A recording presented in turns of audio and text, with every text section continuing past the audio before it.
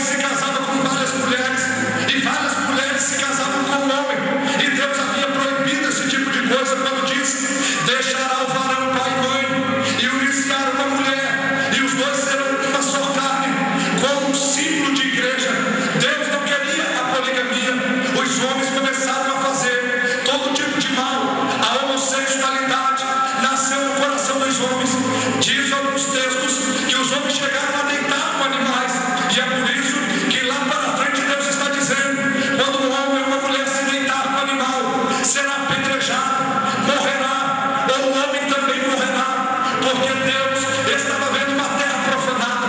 Então se levantou um homem, cujo nome dele era Noé, e Noé agora recebe a presença de Deus na sua vida, e Deus diz: Noé, você vai construir uma arca, porque eu vou mandar um dilúvio sobre a face da terra, e eu vou exterminar a raça humana. Noé então começa a construir uma arca. Naquela época, segundo os textos bíblicos, não chovia, ninguém sabia o que era chuva, apenas um orvalho molhava a terra. Por isso que quando Noé começou a construir aquele barco e disse que Deus ia mandar um dilúvio, alguém passava e dizia: Noé só pode estar louco, nunca choveu sobre a face da terra. Eles não sabiam que era chuva e disseram: Noé está louco, Noé não está batendo bem da ideia. Mas Noé construiu aquela arca. Não importa se o dilúvio foi territorial ou se o dilúvio foi um dilúvio total, não, este não é o mérito da questão desta noite. Mas Noé entrou dentro da arca, ele com mais 7 pessoas e aqueles animais predestinados por Deus. A Bíblia Sagrada diz que depois que ele entrou, Noé fechou por dentro e Deus selou aquela arca por fora. A Bíblia Sagrada diz que agora Deus mandou chuva sobre a face da terra.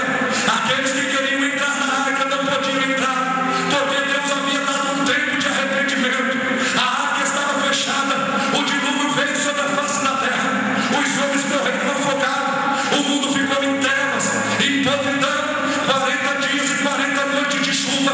A água foi tão, ou seja, o nível da água foi tão grande que ela sobressaiu o pico do Ararat. Os homens morreram, sobrando 8 pessoas dentro de uma arca. Deixa eu lhe dizer uma coisa: a igreja também está pregando que nós vamos para um lugar que não tem choro, um lugar que não tem lágrimas, um lugar que tem um rio, um lugar que tem um mar, um lugar que tem ruas de ouro e de cristal. As pessoas estão dizendo: é mentira, esses crentes estão loucos, eles nunca viram no arrebatamento, como eu não vi também. Mas nós estamos construindo a arca. A cada dia que nós viramos a casa de Deus, adorando a Deus. Mas tem uma coisa: o dilúvio vai chegar nesta terra, mas a igreja vai estar no céu cantando: Santo, Santo, Santo.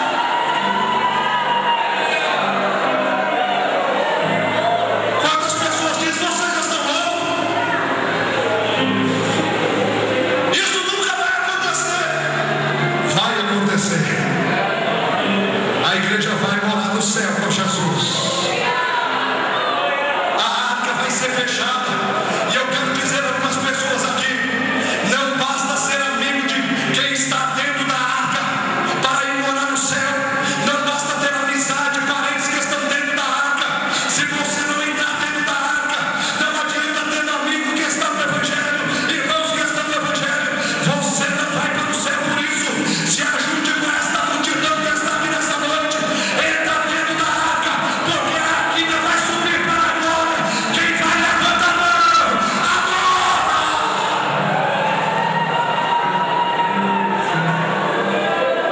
A Bíblia diz que depois de 1 ano e 10 dias as águas se abaixam. Noé sai de dentro daquela arca, em cima do monte